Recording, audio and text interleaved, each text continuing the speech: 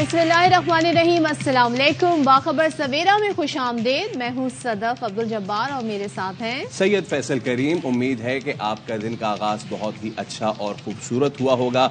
आप सबको खुश आमदेद कहते हैं बाखबर सवेरा में, और जैसे कि हमारी कोशिश होती है कि आपका सवेरा इतना बाखबर बना दें कि आपका बाकी दिन जो है वो बड़ा ही ज़बरदस्त सा और ख़ूबसूरत सा गुजरा। कोशिश ये होती है कि हम आपको ना सिर्फ आगाही फराहम करें, इंफॉर्मेशन फराहम करें, कुछ एंटरटेनमेंट की बातें करें, कुछ स्पोर्ट्स का तड़का भी लगाएं, लेकिन क्या करें कि आजकल सियासत इतनी ज़्यादा चटपटी चटखारेदार हो रही है कि हमें शुरुआत भी उसी से करनी पड़ती है, बीच में भी सियासत की बात करनी पड़ती है। तो व्हाट्स गोइंग ऑन सदफ, क्या चल रहा है भाई मुल्क में? सियासत यूं तो आप कह सकते हैं कि बयानात की हद तक गर्मा गर्मी है, लेकिन इलेक्शन हो गए। इलेक्शन हुए हुए भी पता नहीं कितने सारे दिन गुजर गए हैं, लेकिन अभी तक हुकूमत कौन बनाएगा ये नहीं मालूम हमें हो रहा है कि हुकूमत किसने बनानी है। जोड़ तोड़ चल रही है, मामला तय किए जा रहे हैं। सबसे पहले जो मुलाकातों का सिलसिला शुरू हुआ नून लीग के कैंप से हुआ, पीपल्स पार्टी ने मुलाकातें की, MQM ने मुलाकातें की। सबको ये तासुर उभरा भाई अब तो शहबाज शरीफ ही हुकूमत बनाने जा रहे हैं, PDM तर्ज की हुकूमत बन रही है। लेकिन हुकूमत साजी के लिए हम देख रहे हैं कि नून लीग और पीपल्स पार्टी के दरमियान मुज़ाकरात के बहुत सारे अदवार हुए हैं। अब 5वां दौर गुज़िश्ता रोज़ बेनतीजा ख़त्म हो गया और पीपल्स पार्टी का जो वफ्द है मुज़ाकरात के दूसरे दौर के लिए नहीं आया। तो आज फिर फैसल हमें ये बताया जा रहा है कि मुज़ाकरात दोबारा वहीं से कंटिन्यू होंगे, जबकि हनीफ अब्बासी मुस्लिम लीग नून के रहनुमा वो ये फरमा रहे हैं कि पीपल्स पार्टी हमें वोट देगी, जैसे कि इनकी अंडरस्टैंडिंग आपस में है। तो लेकिन उन्होंने इसकी एक और एक्सप्लेनेशन कर दी है, क्योंकि पीपल्स पार्टी कहती है हम वोट तो देंगे, हम ट्रेजरी बेंचेस पर तो बैठेंगे, मगर हम काबीना का हिस्सा नहीं होंगे। हनीफ अब्बासी इसके बरक्स बात कर रहे हैं। वो ये कहते हैं कि अगर वो वोट देंगी तो वो हुकूमत का हिस्सा ही होंगे। 3 या 4 अहदे हैं जिन पर बात चल रही है, बस बार्गेनिंग चल रही है। जी हाँ जी, सोचें कि बार्गेनिंग चल रही है। इस वक्त एक बार्टर का सेशन चल रहा है, कुछ लो कुछ दो, कुछ लो और खुश हो जाओ, कुछ दे के भी हमें खुश कर दो। तो इस वक्त सिचुएशन ये चल रही है, और उनका ये भी कहना है कि पीपल्स पार्टी साथ तो ज़रूर देगी, काबीना में नहीं बैठेगी। और साथ में मसला ये है कि पीपल्स पार्टी क्या चाहती है, वो चाहती है आईनी ओहदे। और उन्होंने फिर ये भी कहा कि भाई अगर सब ओहदे पीपल्स पार्टी को ही देने हैं तो फिर हम क्यों बैठे हैं, कुछ आईनी ओहदे हमारे पास होंगे, कुछ पीपल्स पार्टी के पास होंगे। तो इस तरह के मामलात तो है। लेकिन अब ऐसे में जावेद लतीफ़ अब वो आ गए, और जावेद लतीफ़ कहते हैं कि नवाज शरीफ तो क्या, शहबाज शरीफ भी हुकूमत लेने पर खुश नहीं है। अच्छा। हमें तो कांटों पे चलाया जा रहा है और कहा जा रहा है कि आप इस पे हुकूमत बना लें, लेकिन इसका नुकसान जो है वो हमें ठीक ठाक हो रहा है। खुश है कि हुकूमत उनकी बन रही है। शहबाज शरीफ भी खुश नहीं है कि हुकूमत बननी चाहिए। इसके बाद मैं कुछ नहीं कह सकता। हम किसी तौर पर भी ये हुकूमत बनाने के हक में नहीं है। वही लोग हैं जो नवाज शरीफ के नजरिए से खाइफ थे, ये वही लोग हैं जो हुकूमत हर सूरत हमें देना चाहते हैं। हमें कहा जाए कि पाकिस्तान का मफाद इसी में है कि आप हुकूमत का हिस्सा बने या हुकूमत बना लें, हमें कांटों की सेज पे आप बैठाएं। इनको लाया गया है, उनको देना हुकूमत, कौमी हुकूमत बनाए ना। वो 2018 के इंतखाबात और 2024 के इंतखाबात दोनों धांधली ज़दा हैं। जब जावेद लतीफ़ साहब मासूमाना तरीके से कह रहे हैं कि जिनको लाया गया है वही हुकूमत बनाए, भाई किनको लाया गया है, लाया किसको गया है, ये एक बड़ा अहम सवाल है। क्योंकि आए तो लास्ट में नवाज शरीफ साहब ही थे और फिर हुकूमत कह रहे हैं। अब मसला ये हुकूमत कोई लेना नहीं चाह रहा। अब वो कहते हैं कि जिनको लाया गया है, लेकिन फिर बात यह है कि सबसे ज़्यादा सीटें भी जो है वही क्लेम करते हैं। तो अब मामलात होंगे क्या, इसी पे अब बात करेंगे। पीपल्स पार्टी के रहनुमा फैसल करीम कुंडी साहब हमारे साथ मौजूद है। फैसल साहब अस्सलाम वालेकुम, गुड मॉर्निंग। और बाखबर सवेरा में आपको खुशामदीद कहते हैं। यकीनन इलेक्शंस के बाद से लेके अब तक, यानी कि 8 तारीख से लेके आज ये 20 तारीख हो गई है, ये 11-12 दिन में इतना सब कुछ हो चुका है पाकिस्तान की सियासी तारीख में कि जो लोगों को समझ में नहीं आ रहा। दुनिया दमबखुद है, हैरान है कि ये सियासी ऊँट किस करवट बैठेगा। तो सर क्या चल रहा है? हनीफ अब्बासी, जावेद अब्बासी कुछ कह रहे हैं, पीपल्स पार्टी क्या सोच रही है, कौन से ओहदे चाहिए, कौन से नहीं चाहिए, व्हाट्स गोइंग ऑन? बिस्मिल्लाहिर्रहमानिर्रहीम, अस्सलाम वालेकुम एंड गुड मॉर्निंग जी। देखें,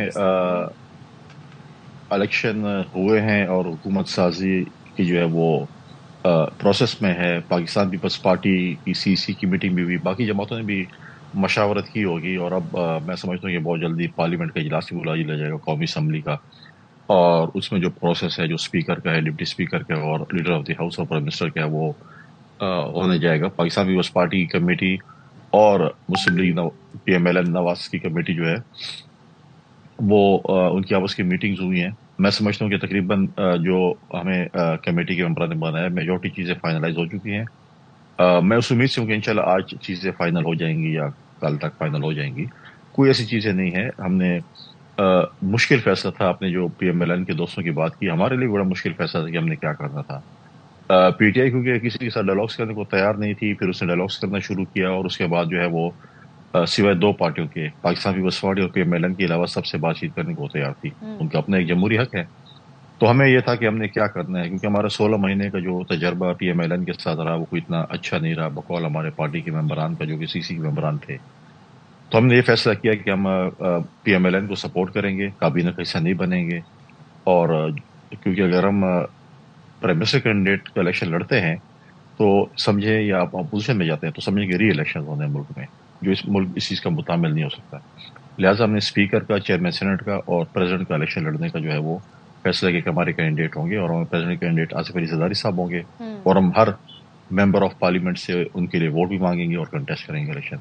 تو یہ چیزیں, یہی صورتحال ہے. اور انشاءاللہ کمیٹی کی جو چیزیں, جو کہ میں نے کل کمیٹی کے ممبر کی بھی ایک اسٹیٹمنٹ دیکھی تھی کارا صاحب کی, کہ تقریباً فائنلائز ہو چکی ہیں. آج ہوپ فلی جو ہے چیزیں فائنلائز ہو جائیں گی. کچھ خبریں ایسی آئی کنڈی صاحب جس میں اسحاق ڈار صاحب نے یہ بھی کہا کہ جو باتیں طے ہو رہی تھیں وہ باہر لیک کر دی گئیں, جو وہ فارمولا تھا نا کہ 3 سال ہم کر لیتے ہیں, 2 سال آپ حکومت کر لیں, کیا ان میں کسی قسم کی کوئی صداقت ہے؟ دوسرے, حنیف عباسی صاحب اور اس طرح کے جو پارٹی رہنمائی کہتے ہیں جی اگر تمام عہدے ہی پیپلز پارٹی کو دے دینے, یعنی سارے آئینی عہدے, تو پھر ہمارے پاس کیا رہے گا, ہمیں بھی اس میں کچھ شیئر چاہیے. تو آپ سمجھتے ہیں کہ یہی وہ مذاکرات میں معاملات ہیں جو ابھی طے نہیں ہوئے ہیں کہ آئینی عہدے سارے آپ نے رکھنے ہیں یا کچھ نون لیگ کے پاس بھی جائیں گے؟ دیکھیں, پہلے تو اسحاق ڈار صاحب کی بات کی میں بات کروں کہ دیکھیں, میں پیپلز پارٹی کا ترجمان ہوں, اور ہمارے ممبران جو کمیٹی کے ہیں انہوں نے آج تک مجھ سے بھی کوئی چیز شیئر نہیں کی کہ کیا چیز ہو رہی, کیا چیز نہیں ہو رہی. وہ پارٹی لیڈرشپ کے ساتھ بیٹھے ہیں, ان کے ساتھ بات چیت کرتے ہیں, پریزیڈنٹ زرداری صاحب کے ساتھ اور بلاول بھٹو زرداری صاحب کے پاس, اور وہ چیزیں جو ہے وہ ہو رہی ہیں. اس میں کوئی چیز بھی لیک نہیں ہوئی. اگر آپ مجھ سے آج سوال کریں گی کہ آپ 3-2 پہ 3 سال اور 2 سال پہ ایگری کریں گے تو میں بالکل نہ کہوں گا. آپ بولیں گی کہ اگر آپ نے کیبنٹ کا حصہ بننا ہے, میں نہ کہوں گا. وہ کیوں کہوں گا؟ کیونکہ ہماری سی سی میں یہ چیز ڈیسائیڈ ہو چکی ہے. لہٰذا اگر یہ چیز دوبارہ آئے گی کمیٹی میں تو وہ چیز پارٹی لیڈرشپ اور سی سی میں دوبارہ آنی ہے اور اس کی اپروول ہونی ہے. تو یہ چیز ہم نے, کیونکہ یہ چیز ہمارے ٹاکس میں ہے ہی نہیں, ہم نے بقول قمر زمان کیرت صاحب کی یہ مینڈیٹ ہمیں نہیں ہے, تو ہم اس پہ بات نہیں کر رہے ہیں. تو اگر آپ چیز اس دن آپ ہی کے چینل سے ایک ذرائع سے خبر چلی مختلف چیزوں پہ, جس میں بلوچستان کے وزیر اعلیٰ کا نام بھی آ گیا, 3-2 کا بھی آ گیا, کیبنٹ کے حصے میں بننے گئے, تو اس کے اگر جواب میں نے اگر کسی ٹی وی چینل پہ بیٹھ کے اس کو جواب تو ڈیفینیٹلی میں نے دینا ہے کہ میں نے خاموش رہنا. اور میں تو یہ تو نہیں کہنا کہ آپ جا کر کمیٹی کے جو ہے اسحاق ڈار صاحب سے یا قاہرہ صاحب سے کسی اور سے پوچھیں. تو ایسا سچ کوئی چیزیں لیک نہیں ہوئی. جو حنیف عباسی صاحب کی بات ہے, اگر وہ یہ بات کر رہے ہیں تو اپنی پارٹی کی لیڈرشپ سے بات کریں, اپنی کمیٹی سے بات کریں. وہ میڈیا کے ذریعے میں ان کو جواب نہیں دے سکتا, کیونکہ میں یہ نہیں چاہتا کہ میرے وجہ سے یا حنیف عباسی کے سوالات کو جواب دینے کی وجہ سے ہماری کمیٹی میں جو ہے کوئی چیز ایسی ہو جس پہ وہ مطلب ہے کہ مذاکرات ناکام ہو, خدا نخواستہ, یا وہ ہوں. اگر ان کو یہ چیز نہیں سوٹ کرتی تو اپنی کمیٹی کے ممبران سے بولیں, وہ جا کے ڈسکس کریں. اگر ہم آئینی عہدوں کی بات کرتے ہیں تو ہم تو آپ کو پوری حکومت بھی دے رہے ہیں نا, وزیر اعظم نہیں بن رہے, پوری کابینہ آپ کی نہیں ہے, ساری چیزیں آپ نہیں چلائیں گے. فار ایگزامپل, اگر میں حنیف عباسی کو یہ مثال دے دوں کہ چاہے آپ آئینی عہدے لے لیں اور یہ باقی چیزیں ہمیں دے دیں جو آپ کو مل رہی ہیں, تو اس پہ ایگری ہو جائے. پھر تو یہ قبول ہے آپ کو حکومت میں, پھر آپ کا پرائم منسٹر بھی ہو, پھر سارے کی پورٹ فولیوز بھی آپ کے پاس ہو, اگر وہ آئینی عہدے رکھ لیتے ہیں؟ کیونکہ جاوید ادیب کہہ رہے ہیں ہمیں تو کانٹوں کی سیج پہ چلایا جا رہا ہے, کوئی نہیں چاہ رہا حکومت لینا. دیکھیے, میں آپ کو ایک بات بتاؤں, 2008 میں جب پاکستان پیپلز پارٹی کو حکومت ملی تھی تو ہمیں کون سے پھولوں کی سیج ملی تھی؟ ہمیں بارود سے برف پاکستان ملا تھا, ہمیں خودکش تباہوں کا پاکستان ملا تھا, ہمیں ٹارگٹ کلنگ کا پاکستان ملا تھا, ہمیں اغوا برائے تاوان کا پاکستان ملا تھا, ہمیں اکنامیکل کرائسس کا پاکستان ملا تھا, ہمیں بتایا گیا تھا مرگلہ کی پہاڑی کے ساتھ جو ہے اس طرف جو ہے ملیٹنٹس موجود ہیں. تو ہم بھی تو کوئی عدیم ہے, تو اور ہم نے اس وقت جو ہے ایک امن کا سفر اور پاکستان کو بنانے کا سفر شروع کیا تھا. لیڈرشپ کوالٹیز وہ ہوتی ہے جو ملک کو کرائسس سے نکالے. اگر آپ کو موٹر وے پہ گاڑی دے دی چلائیں تو اور کوئی چلا سکتا ہے, جب بمپی روڈ پہ آپ گاڑی چلائیں گے تو پھر آپ کو پتہ چلے گا آپ کتنے اچھے ڈرائیور نہیں ہیں. تو تو لیڈرشپ کوالٹی سے پتہ چلتی ہے جب آپ ملک کو بھروں سے نکالیں اور تمام پاکستان کو ساتھ لے کر چلیں، پولیٹیکل پارٹیز کو ساتھ لے کر چلیں. تو لہٰذا میں سمجھتا ہوں کہ یہ چیزوں کو جو ہے حالات خراب ہے، لیکن اسی وجہ سے ملک کے کرائسس کو دیکھتے ہوئے ہم آج PMLN کو سپورٹ کرتے ہیں. ہمارا 16 مہینے کا تجربہ ہمارے ممبران CEC کا کوئی اتنا اچھا نہیں تھا. ہم نے 16 مہینے وہ بھی کہتے تھے PMLN والے کہ ہم گورننس نہیں کر سکتے، ہماری اتحادی جماعتیں ہیں، ہم مشکل میں ہیں، ہمیں چلنے نہیں دے رہے. تو اس دفعہ ہم کہہ رہے ہیں کہ پوری حکومت ان کی ہو تاکہ وہ صحیح چل سکیں، اور ہم ان کو ہر پازیٹیو چیز میں سپورٹ کریں گے. ہم تنقید برائے اصلاح کریں گے، ہم تنقید برائے تنقید نہیں کریں گے. ہم ان کو لیجسلیشن میں بھی سپورٹ کریں گے. اب ڈھکی چھپی کیوں رکھے، مطلب سیدھی بات کر لیتے ہیں ایسی. پھر آپ خبروں کی کوئی تصدیق کریں گے یا پھر اس کو آپ یکسر مسترد کریں گے کہ پیپلز پارٹی جو ہے وہ قومی اسمبلی میں اسپیکرشپ چاہ رہی ہے، پنجاب میں جو ہے وہ گورنرشپ چاہ رہی ہے، اس طرح کی چیزیں کوئی ہیں؟ دیکھیں یہ تو ہماری کمیٹی بیٹھی ہوئی ہے، ڈائلاگز ہوتے ہیں، ڈائلاگز میں پھر چیزیں مطلب ہے کہ ٹیبل ٹاکس پہ کچھ چیزیں دی جاتی ہیں، کچھ لی جاتی ہیں. آئینی عہدوں پہ دیکھیں اگر ہم الیکشن لڑیں تو اس سے کوئی اسمبلی کو یا حکومت کو خطرہ نہیں ہے. اگر ہم پریزیڈنٹ کا الیکشن لڑیں، اسپیکر کا لڑیں، چیئرمین سینیٹ کا لڑیں، اس پہ کوئی بھی یہ نہیں ہوگا کہ حکومت چلی جائے گی یا ری الیکشن ہوگا. اگر ہم وزیر اعظم کا لڑیں تو اگر ہم پوزیشن میں بیٹھے ہیں تو ڈیفینیٹلی کسی کے پاس میجورٹی نہیں ہے تو پھر آپ کو ری الیکشن میں جانا پڑتا ہے. اور ہماری کوشش ہوگی اور ہماری کمیٹی بھی کوشش ہوگی ہم پارٹی کے لیے زیادہ سے زیادہ چیزیں لے کر آئیں. کیوں نہیں، ہمیں تو ہم کہیں کہ ہمیں بہت سی چیزیں ملے، ہم اپنی پارٹی کے دوستوں کو اپنے.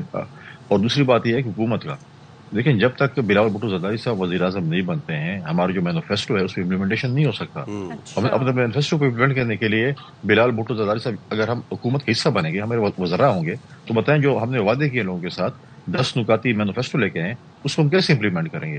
کیونکہ ماضی میں ہمارے پنجاب میں اور خیبر پختونخوا میں جو ہمارے دوست تھے یا بلوچستان میں تھے ان کو تو ڈیولپمنٹ فنڈ کا 1 روپیہ بھی نہیں دیا گیا، باقی تمام اتحادی جماعتوں کو دیے گئے تھے. اور ہمارے پنجاب کے دوست یہ بھی آج گیلا کرتے ہیں کہ ہمیں وہی پولیٹیکل وکٹمائزیشن بھی وہاں پر شروع تھی، ہم حکومت میں بھی تھے لیکن ہماری پولیٹیکل وکٹمائزیشن بھی شروع تھی. تو لہٰذا یہ چیزیں جو ہے ہمارا تجربہ جو 16 مہینے کا تو اتنا کوئی خاص اچھا نہیں رہا. اب دوبارہ ایک ٹیسٹ کیس ہے شہباز شریف کے لیے، وہ وزیر اعظم بنیں گے، تمام پارٹیز کو ساتھ لے کر چلیں گے، تمام پارٹیز کو آن بورڈ کریں گے تو سارے ساتھ چلیں گے. اگر وہ کہے کہ نہیں میں نے آن بورڈ نہیں کرنا پولیٹیکل پارٹیز کو، تو جب آپ آن بورڈ نہیں کریں پولیٹیکل پارٹیز کو تو پھر وہ کیسے آپ اس ساتھ چلیں گے؟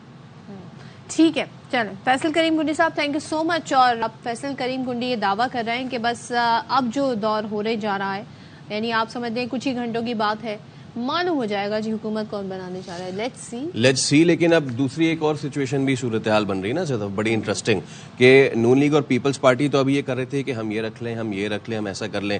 پیچھے سے جی آئی ہے PTI اور اس نے کیا کیا ہے، جو اوور نائٹ ڈیولپمنٹ تھی وہ یہ کہ جو PTI کے جو آزاد ارکان تھے انہوں نے سنی اتحاد کونسل میں شامل ہونے کا اعلان کیا. وفاق اور چاروں صوبائی اسمبلیوں میں PTI گروپ جو ہے وہ سنی اتحاد کونسل کو جوائن کرے گا.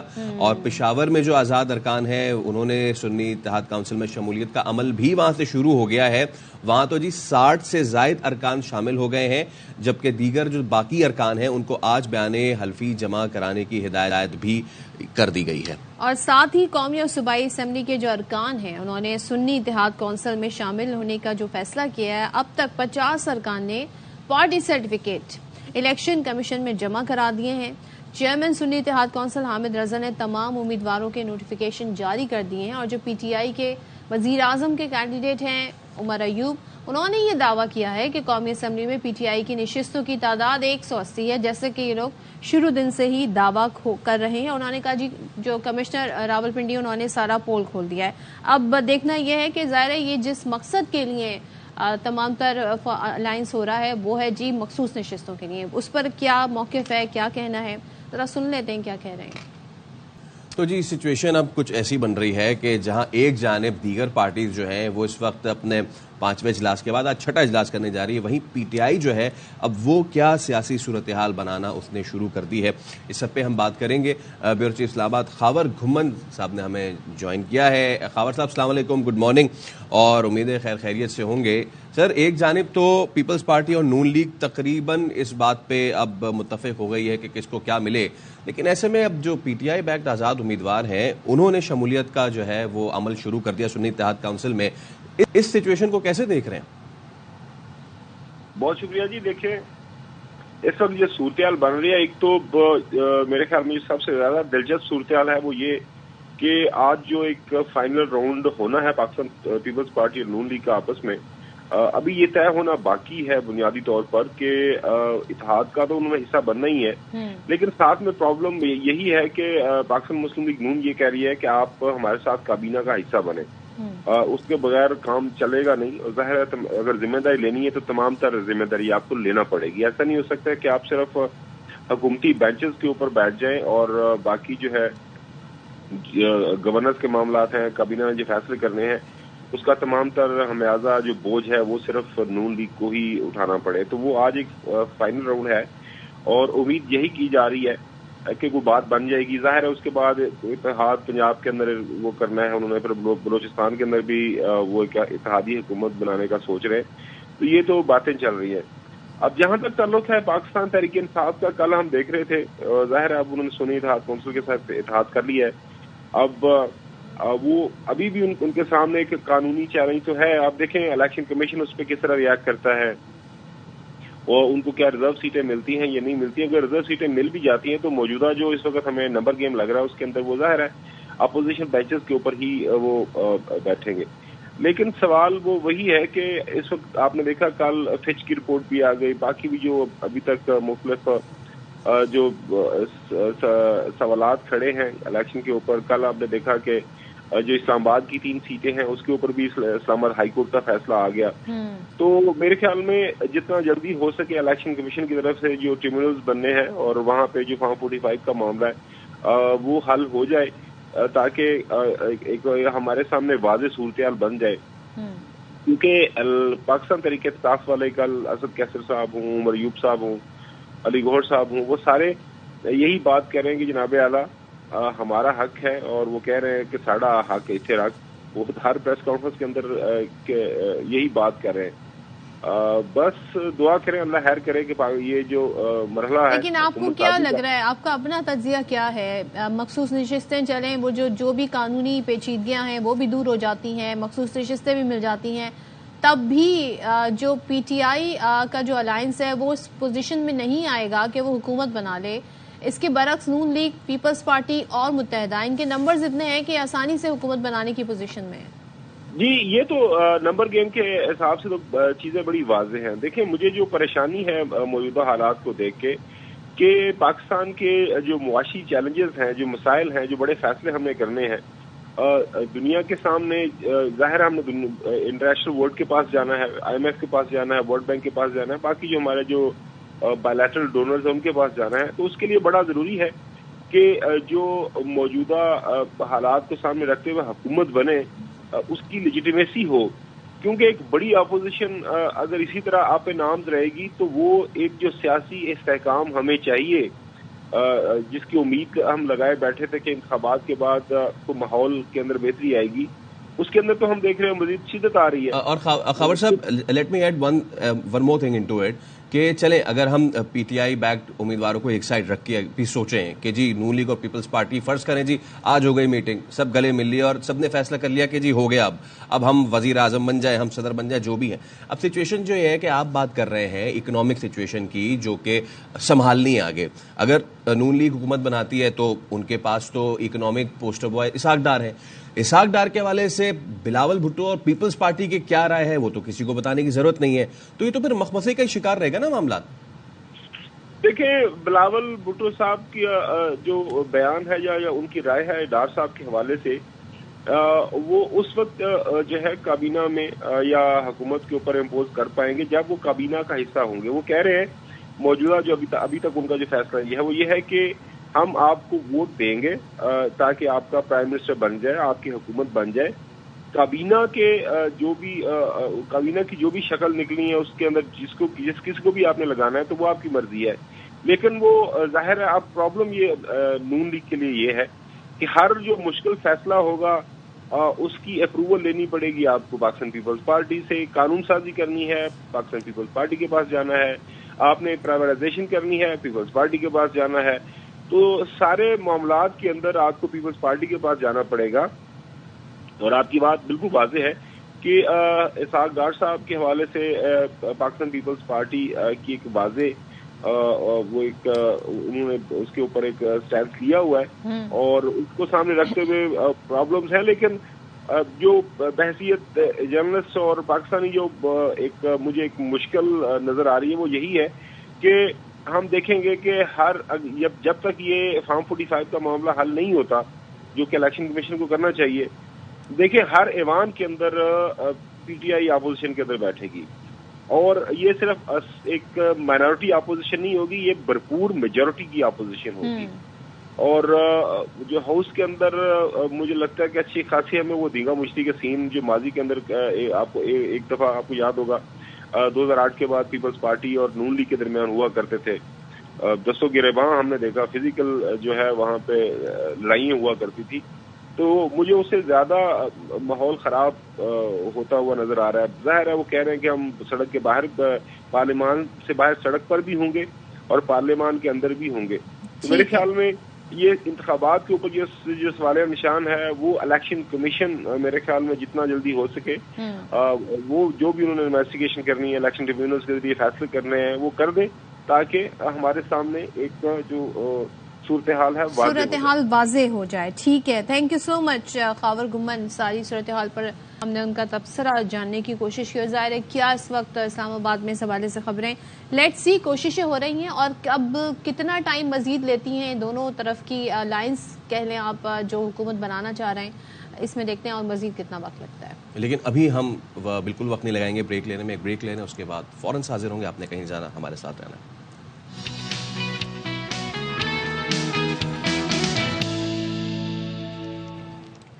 Welcome back once again. اور جس طریقے سے الیکشن کے بعد دھاندلی کا شور اٹھا اور راولپنڈی کے سابق کمشنر وہ منظر عام پر آئے، انہوں نے بڑے ہوش ربا قسم کے انکشافات کیے. اب اس پر ایک کمیٹی تو بنا دی گئی ہے اور ان سے کہا جا رہا ہے جی آپ نے جو الزامات لگائے ہیں ذرا اس کے ثبوت بھی پیش کریں. تو فی الحال تو وہ ثبوت پیش نہیں کر سکے ہیں، اور انہی کے الزامات پر الیکشن کمیشن نے ایک کمیٹی تشکیل دی تھی جس کی اب تحقیقات اسی سلسلے میں جاری ہیں.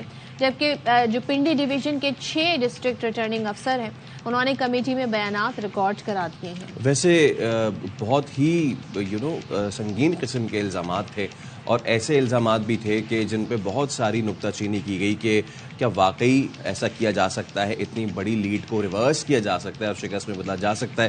تو اب ان تمام ہی بائی دا وے انہوں نے صرف خود قبول نہیں کیا بلکہ انہوں نے اپنے جو دیگر افسران تھے، چیف الیکشن کمشنر تھے، ان پہ بھی یہ بیان داغ دیا تھا کہ وہ بھی اس میں ملوث ہیں مبینہ طور پہ. تو اب ان تمام تر چیزوں کی جو ہے وہ انکوائری شروع ہو چکی ہے، اور جو ڈی آر اوز ہیں انہوں نے بھی الزامات کی تردید کرتی ہے، اور یہ کمیٹی جو بنائی گئی ہے اس نے ڈپٹی کمشنر اور ایڈیشنل ڈپٹی کمشنر کے بیانات بھی قلم بند کر لیے ہیں. اور جب یہ بیانات قلم بند ہوئے تو یہ سرکاری افسر انہوں نے بتایا کہ انتخابات کے دوران ان پر کسی قسم کا دباؤ نہیں تھا. یہ پہلا ریباٹل تھا کہ جو لیاقت چٹھا صاحب نے فرمایا تھا کہ میں نے کہا کرنے کے لیے، تو جو سرکاری افسران تھے انہوں نے کہا کہ بھائی انتخابات کے دوران ہم پہ تو کسی قسم کا دباؤ نہیں تھا. اور اب ہوا یہ کہ الیکشن کمیشن کی کمیٹی جو ہے وہ اگلے مرحلے میں آروز کو طلب کر کے بیان بھی ریکارڈ کرے گی، اور لیاقت چٹھا کی پریس کانفرنس کی ٹرانسکرپٹ کے لیے پیمرا کو بھی خط لکھ دیا ہے. تو یہ ایک ایسی سچویشن ہے، ایک ایسی چیز بنی کہ جس میں اب جو ہے وہ تحقیقات جو ہے اس کا سلسلہ شروع ہو چکا ہے. چلے تو پاکستان جو عام انتخابات اور اس سے پہلے جو معاملات رہے اس میں ایک چیز جو رہی اور وہ ہم نے دیکھی سیاسی عدم استحکام. اس کے بعد بیچ میں معاشی طور پہ معاملات ایسے ہو گئے، خاص طور پہ جب آئی ایم ایف سے ایگریمنٹ کی بات ہوئی، ایک تو ان سے لیٹ ایگریمنٹ کیا، پھر ایگریمنٹ ہوا، پھر وہ اسٹینڈ بائی ایگریمنٹ ہوا. اب جو اسی حوالے سے جو پاکستان کی معاشی درجہ بندی ہے وہ بتدریج ہم نے دیکھا اس میں اس طرح کے اتار چڑھاؤ آتے رہے. تو عالمی ادارہ ہے فیچ، اس نے پاکستان سے متعلق رپورٹ جاری کی ہے، اور یہ رپورٹ ہمیں کیا بتا رہی ہے؟ الیکشن کے بعد کا سینیریو بتا رہی ہے. اس میں کہا جا رہا ہے کہ جی پی ٹی آئی نے الیکشن میں اچھی پرفارمنس دکھائی ہے، لیکن مسلم لیگ نون اور پیپلز پارٹی مخلوط حکومت بنانے میں مصروف ہیں. تو رپورٹ میں اس بات کا خدشہ ظاہر کیا گیا ہے کہ پی ٹی آئی کو سائیڈ لائن رکھا گیا تو عوامی عدم اطمینان اور سیاسی عدم اطمینان بڑھ سکتا ہے. اور فیچ کے مطابق پاکستان میں سیاسی استحکام کو خطرات لاحق ہیں، یعنی کہ غیر یقینی صورتحال رہے گی. اور آئی ایم ایف سے معاہدہ اگر یہی صورتحال رہتی ہے تو آئی ایم ایف سے معاہدہ جو ہے وہ پھر مشکل میں پڑ سکتا ہے، کیونکہ عالمی ادارے کا جو اسٹینڈ بائی ارینجمنٹ ہے وہ مارچ میں ختم ہو رہا ہے. یہی نہیں، فچ نے مزید کہا کہ حکومت بن جانے کے بعد آئی ایم ایف سے بات چیت میں تیزی آئے گی، لیکن بات چیت میں ناکامی اور بیرونی قرض کی ادائیگیوں میں تاخیر نقصان دہ ہو سکتی ہے. اور خاکم بدہن، ہمارے منہ میں خاک، پاکستان کا ڈیفالٹ رسک بڑھ سکتا ہے. تو اس پہ اب ہم بات کر لیتے ہیں. جو فچ رپورٹ ہے اور آئی ایم ایف کا جو آؤٹ لک ہے اس سے متعلق بات کریں گے. معاشی تجزیہ کار فاروق سلیم صاحب ہمارے ساتھ موجود ہیں. فاروق صاحب السلام علیکم، گڈ مارننگ ٹو باخبر سویرا. امید ہے سر آپ خیر خیریت سے ہوں گے. تو سر بتائیے، یہ جو خدشات سے بھرپور رپورٹ آئی ہے فچ کی، کیا تجزیہ دیں گے سر اس پہ آپ؟ دنیا میں 3 بڑی کریڈٹ ایجنسیز ہیں، موڈیز اور فچ، جس کا ابھی رپورٹ کا آپ ذکر کر رہے ہیں. یہ ملکوں کے اور کارپوریشنز کی کریڈٹ ریٹنگ کے حوالے سے ہمیں بتاتے ہیں. ان کے پاس اچھی خبر بھی ہوتی ہے، بری خبر بھی ہوتی ہے اور وارننگ بھی آتی ہے. اس وقت جو رپورٹ پاکستان کے متعلق ہے وہ سمجھتا ہوں کہ ایک وارننگ ہے، اور وہ وارننگ یہ کہہ رہی ہے کہ آپ نے الیکشنز تو کروا لیے ہیں، لیکن اب آج سوچیے کہ 20 تاریخ ہو گئی ہے، 8 تاریخ کو الیکشن تھے، 12 دن گزر گئے ہیں، آپ حکومت سازی نہیں کر پائے. میری نزدیک اگر ہمارے سیاستدان مل بیٹھیں اور حکومت سازی میں کامیاب ہو جائیں تو پھر یہ رپورٹ جو ہیں یہ نیگیٹو کی بجائے جو ہے پازیٹو آنا شروع ہو جائیں گے. ٹھیک ہے. یہ ہے کہ الیکشن سے پہلے چاہے وہ یہ ادارے ہوں یا ممالک ہوں، وہ دو قسم کی وارننگ ممالک کو، خاص طور پہ ترقی پذیر ممالک کو دیتے ہیں کہ آپ نے جو الیکشن کروانے ہیں وہ جمہوری اصولوں کے مطابق کروانے ہیں، اور دوسرا ہیومن رائٹس کا خیال رکھنا. پھر ہو جاتی ہیں الیکشنز. الیکشنز کے بعد جو ہے وہ 2 نئی چیزیں سامنے آ جاتی ہیں. ایک ساورنٹی، یعنی کہ اس ملک کی خود مختاری، اور دوسری کہلاتی ہے ڈی فیکٹو ریکگنیشن، یعنی کہ آپ نے اب حکومت بنا لی ہے، اب جو بیرونی ادارے ہیں، جو بیرونی ممالک ہیں، ان کو اس حکومت کو تسلیم کرنا ہے، ریکگنائز کرنا ہے، کیونکہ حقیقت میں حکومت بن گئی ہے. ایک چیز ابھی ہم نے ریسنٹلی بنگلہ دیش کے بارے میں بھی دیکھی، وہاں پہ بھی مختلف ممالک نے وارننگ ایشو کی کہ آپ نے جو الیکشن کروانا ہے وہ جمہوری اصولوں کے مطابق کروانا ہے. تو بنگلہ دیش جمہوری اصولوں کے مطابق نہیں ہوئے، وہاں پہ صرف 1 پارٹی تھی، اپوزیشن نے ریزائن کر دیا تھا. بڑے ملک کا نشانہ بنا. جب الیکشن ہو گیا، جب ایک حکومت بن گئی، حکومت سازی مکمل ہو گئی، تو پھر وہ جو میں نے آپ کو 2 اصول بتائے ہیں، جس میں ایک خود مختاری ہے اور دوسرا ڈی فیکٹو ریکگنیشن ہے. لیکن فاروق صاحب ایک سوال یہاں پہ اٹھتا ہے. ظاہر ہے جب حکومت بن جائے گی، ابھی تو یہی ایک غیر یقینی سی صورتحال ہے کہ حکومت کس وقت بنے گی، کیسے بن رہی ہے. اس وجہ سے بھی ہم اس رپورٹ پہ کی بات میں وزن قرار سے دے سکتے ہیں. لیکن جس طرح کے پی ٹی آئی کی ہمیں اپروچ نظر آ رہی ہے، وہ یہ کہتے ہیں ہم پارلیمنٹ کے اندر بھی احتجاج کریں گے، ہم باہر بھی احتجاج کریں گے، تو وہ ایک سیاسی عدم استحکام رہے گا. کیا اس طرف یہ رپورٹ اشارہ کر رہی ہے، اور کیا یہی پھر معاشی عدم استحکام کا ہی سبب بنتا رہے گی یہ اس طرح کے معاملات؟ دیکھیے، پی ٹی آئی اپنا امیدوار وزارت عظمیٰ کے لیے نامزد کر چکی ہے، جس کا مطلب یہ ہوتا ہے کہ آپ الیکشن کے ریزلٹس کر رہے ہیں. پی ٹی آئی یہ بھی کہہ چکی ہے کہ وہ اپوزیشن بینچز میں بیٹھے گی، جیسے آپ کہہ رہی ہیں. اس کا مطلب یہ نکلتا ہے کہ آپ دیکھیے اس کی اپنی ایک لائف ہے. یہ خبر اس وقت تک چلتی رہے گی جب تک پاکستان کے اندر ایک حکومت نہیں بن جاتی. جب حکومت سازی مکمل ہو جائے گی تو پھر یہ آپ دیکھیے گا کہ دھاندلی کی جو خبریں ہیں یہ بھی یہ پس پردہ کی بیک گراؤنڈ میں چلی جائیں گی. یہ 2018 میں بھی ہم نے یہ فینومینا دیکھا، 2013 میں بھی یہ فینومینا تھا. اور میں آپ کو یاد کرا دوں کہ 2018 میں جی ہاں فاروق صاحب، آپ کی آواز ہمیں ٹھیک نہیں آ رہی ہے. آپ کو ہم کوشش کرتے ہیں دوبارہ حوالے سے بات کرنے کی، کیونکہ ظاہر ہے اب جو موجودہ حکومت ہے، نگراں حکومت، وہ تو چلی جائے گی، لیکن ساتھ میں اب جب نئی حکومت بننے جا رہی ہے تو اس کے لیے معاشی طور پہ چیلنجز ایک ڈیفرنٹ قسم کے ہیں. مارچ میں اسٹینڈ بائی ایگریمنٹ ختم ہو رہا ہے آئی ایم ایف سے، اس کے بعد ایک نئے ایگریمنٹ میں جانا ہے جس کا عندیہ پہلے ہی شہباز شریف دے چکے ہیں. اور اس حوالے سے ظاہر تمام تر جو بھی حکومتی امور طے ہوں گے اس میں یہ فیکٹر ضرور جو ہے اس کو غور فکر میں لایا جا رہا ہے کہ جی آئی ایم ایف سے اب معاملات کس طریقے سے کیے جائیں گے. اور ایک بڑا مرحلہ ہوگا کہ ایک ایسی حکومت جو کہ کمزور حکومت سمجھی جا رہی ہے مینڈیٹ کے لحاظ سے اور پوزیشن کے لحاظ سے، وہ یہ مشکل فیصلے جو کہ لینے پڑیں گے IMF سے مذاکرات کی صورت میں، وہ کیسے کریں؟ اچھا، فاروق سلیم صاحب دوبارہ ہم سے جڑ چکے ہیں. فاروق صاحب، ایک سوال یہ بھی کہ اس رپورٹ میں یہ لکھا ہے کہ جو $18 بلین کا جو فنڈنگ پلان تھا، وہ جو فسکل ایئر جو ابھی جون 2024 میں ختم ہوگا تو وہ بھی میٹ نہیں کر پائے گا، وچ مینس کہ جو ہمارا پلان تھا وہ ہم میٹ نہیں کر پائیں گے. آگے آنے والا سال ویسے ہی بڑا سخت ہونے جا رہا ہے. ایسے میں جو سیاسی غیر یقینی ہے، جلد سے جلد یہ حل نہیں ہوگی تو ہم آگے ایک بہت ٹف معاشی سال ایکسپیکٹ کر سکتے ہیں. جی، سوال میری آواز آ رہی ہے آپ؟ جی جی جی جی، آپ درست فرما رہے ہیں کہ جب تک سیاسی عدم استحکام کو ہم دور نہیں کر پائیں گے، جب تک ہم حکومت سازی کا جو مسئلہ ہے اس کو دور نہیں کر پائیں گے تو معاشی استحکام نہیں آئے گا. لیکن مجھے محسوس یہ ہو رہا ہے کہ بہت کوششیں جاری ہیں. مخلوط حکومت پیپلز پارٹی اور PMLN کے درمیان بہت ساری چیزیں طے ہو چکی ہیں. I am optimistic about the future.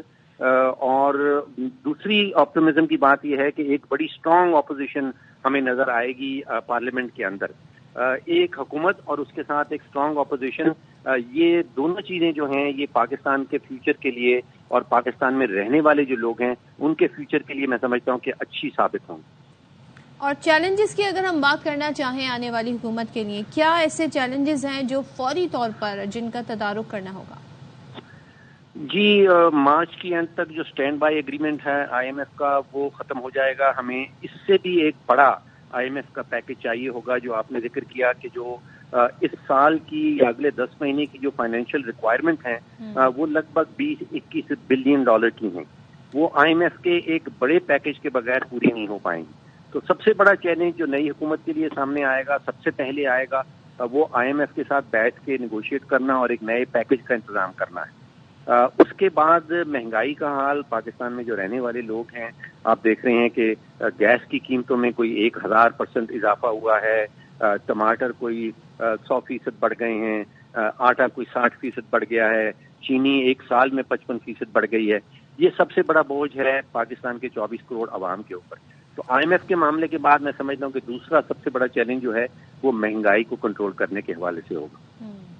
ٹھیک ہے، تھینک یو سو مچ فاروق سلیم صاحب ہم ساتھ تھے. اب دیکھتے ہیں جی معاشی طور پہ آنے والی حکومت کتنا اسٹرانگ پرفارمنس دکھاتی ہے، کیا بیہیو کرتی ہے، اور معاشی اشارے پھر اس حوالے سے کیا انڈیکیٹرز. آپٹمسٹک رہنا بہت ضروری ہے، لیکن صرف فچ نہیں، اس سے پہلے موڈیز بھی ایسے ہی رپورٹ جاری کر چکی ہے. تو جو اسٹیک ہولڈرز ہیں انہیں دیکھنے کی ضرورت ہے کہ جب تک سیاسی استحکام نہیں آتا معاشی بھی نہیں آ سکے گا. ہم ایک بریک لے رہے ہیں، حاضر ہوں گے تو پھر کچھ کرکٹ کی اور کچھ دیگر خبریں بھی شامل کریں گے. اسٹے ود اس.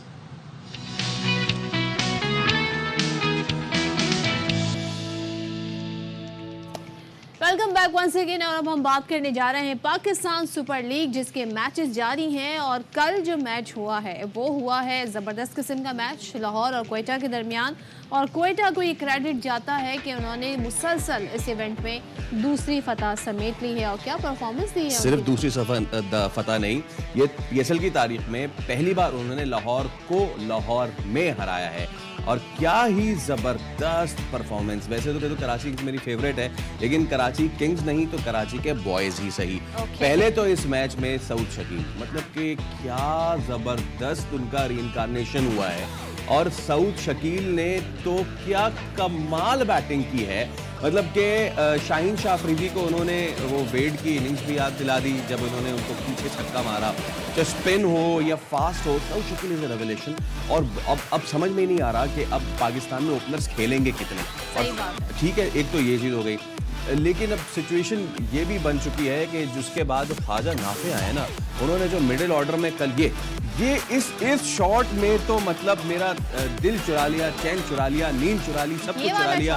یہ گریوٹی لیس قسم کا شاٹ جو انہوں نے کھیلا ہے. اور خواجہ نافع not only about being being, یہ صرف ہٹ نہیں کر رہے ہیں، یہ اسپنرز کو ہلکا سا گائیڈ بھی کر دیتے ہیں اور ڈیلیکیٹلی ان کا پیس بھی استعمال کر دیتے ہیں. نو ریسپیکٹ فار اینی ون. شاہین شاہ افریدی کو اس کو کہتے ہیں بنا کے شاٹ مارنا، اور پکے شاٹ مارنا. ہاں، کیا کمال ہے، مطلب کہ زبردست. اور اس پہ پھر آپ دیکھ سکتے ہیں کہ یہ میں بار بار یہ تو ریپیٹ پہ لگنا چاہیے.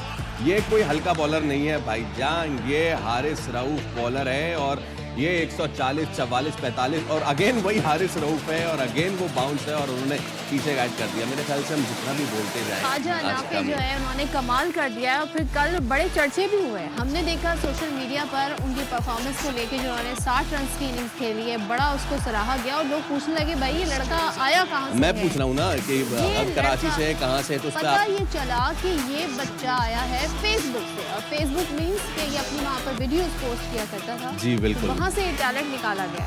تو کیا, اور یہ بات سرفراز نے کہی بھی کہ جی اس کو فیس بک کی پوسٹ دیکھ کے جو ہے وہ ہم نے سلیکٹ کیا ہے. سوشل میڈیا یہاں بھی کارکردگی نہیں دکھا رہی بلکہ کرکٹ کے میدانوں میں بھی دکھا رہی ہے. ایبسلیوٹلی. اب ہم امید یہ کرتے ہیں کہ خواجہ نافع اس کو لیو اپ بھی کریں آگے آنے والے میچز پہ. تو اب ذرا ان سب پہ بات کر لیتے ہیں. ہمارے ساتھ نمائندہ خصوصی برائے کھیل شاہد ہاشمی موجود ہیں. شاہد بھائی السلام علیکم, گڈ مارننگ.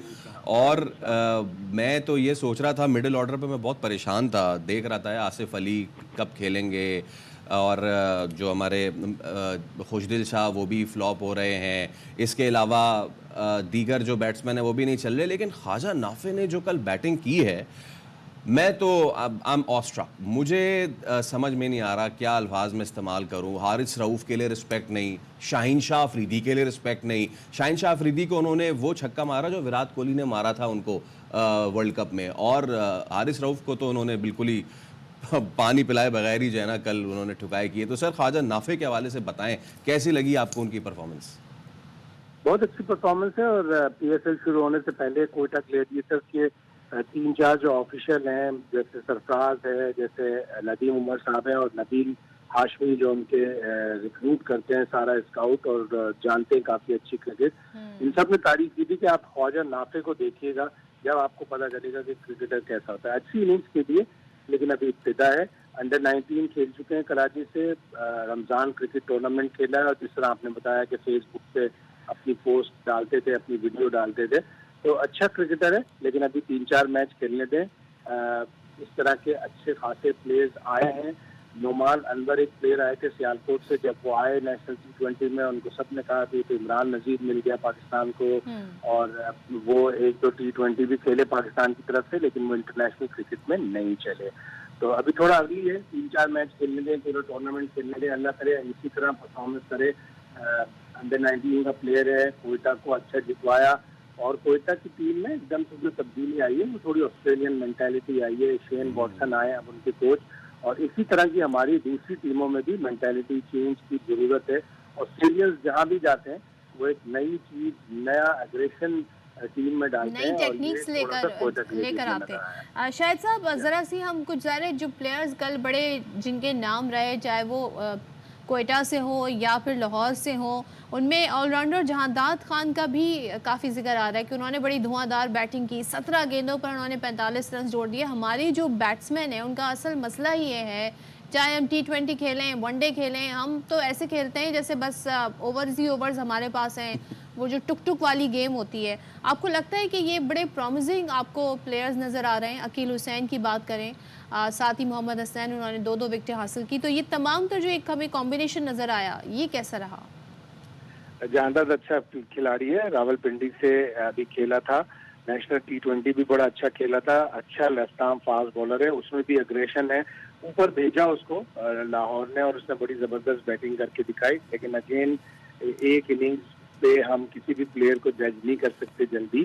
جہانداد ہو گیا, اور نیشنل T20 میں جو ابھی ہوئی تھی اس میں کراچی میں, اس میں کافی پلیئر اچھے نظر آئے, خصوصاً بائیں ہاتھ کے فاسٹ بالر.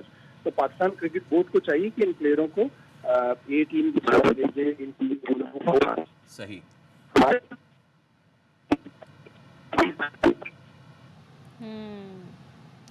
شاہد صاحب سے ہم رابطہ کرنے کی کوشش کریں گے. لیکن میچ ہو رہے ہیں زبردست, مقابلے بھی زبردست ہو رہے ہیں, اور لیکن وہی بات کہ ہم لوگ جی ایک پرفارمنس, ایک میچ کی پرفارمنس کی بنیاد پر کافی زیادہ کھلاڑیوں کے حوالے سے جی پریڈکٹ کر دیتے ہیں کہ یہ کھلاڑی آئے گا تو تباہی پھیر دے گا. لیکن ظاہر ہے یہ وہ ٹیلنٹ ہے جس کو پالش کرنا ضروری ہے. یہی آپ کی بات کو, اسی کو میں سوال بنا کے شاید ویسے کرنا چاہ رہا تھا. ایک پرفارمنس پہ تو ہم نہیں جج کر سکتے, 2 پرفارمنس پہ تو کر سکتے ہیں. میں سعود شکیل کا تو میں لازمی ان سے کہنا چاہ رہا تھا, کیونکہ انہوں نے اوکے دیکھیں क्या जबरदस्त बात है। तो शाहिद भाई एक बार फिर आ चुके हैं। शाहिद भाई, एक परफॉर्मेंस पे आप भले जज ना करें लेकिन 2 पे तो कर लेंगे।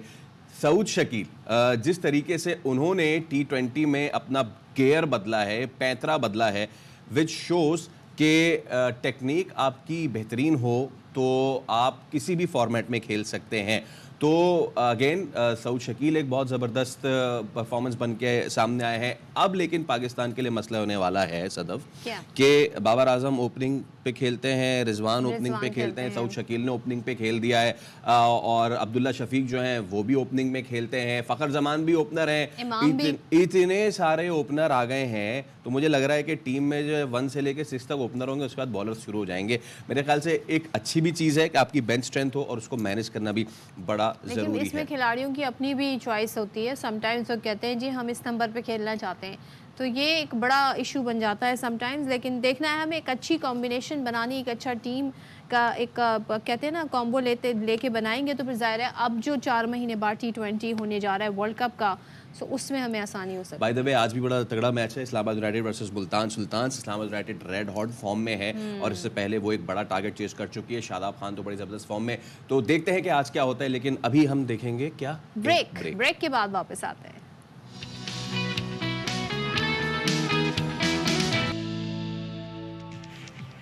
एक बार फिर आपको कहेंगे बाखबर सवेरा में खुशामदीद। उम्मीद है कि आप हमारे साथ ही होंगे। हमें उम्मीद नहीं, हमें यकीन है क्योंकि इसके सिवा आपने जाना का है, क्योंकि यही वो प्लेटफॉर्म है जहां पे आपको खबरें, एंटरटेनमेंट, इंफोटेनमेंट, स्पोर्ट्स और दीगर चीज़ें सब की इन्फॉर्मेशन मुहैया होगी। साथ ही हम कोशिश करते हैं इस वाले घंटे में कि आपको सेहत आम्मा से मुतालिक बात बताएं, और हम सिर्फ बताते नहीं करके भी दिखाते हैं कि जी आपने आज पानी जो है वो कितना पिया, इसका आपने ट्रैक रखना है। और उसके साथ साथ चाय आ गया तो अगर चीनी उसमें ना डालें तो ज़्यादा बेहतर है। तो इस तरह की छोटी छोटी चिट चैट्स होती रहनी चाहिए ताकि हमारा और आपका वक्त अच्छा कटता रहे। बिल्कुल ज़बरदस्त बात आपने की है। चीनी का इस्तेमाल कम कर दें। ज़ाहिर है हमारे जो देसी खाने उसमें इतना स्टार्च होता है। आप रोटी ले लें, हम फ्रूट खा लेते हैं, फिर हमारे यहाँ लोगों को ये भी शौक़ होता है जी खाना खा लिया है ना तो कुछ खाने के बाद मीठा भी होना चाहिए। गाजर का हलवा हमारे यहाँ बड़े शौक़ से खाया जाता है और उसका कोई टाइम नहीं है। गाजर का हलवा जितनी मेहनत से बनता है माशाल्लाह मेहनत वसूल लेते हैं खाने वाले।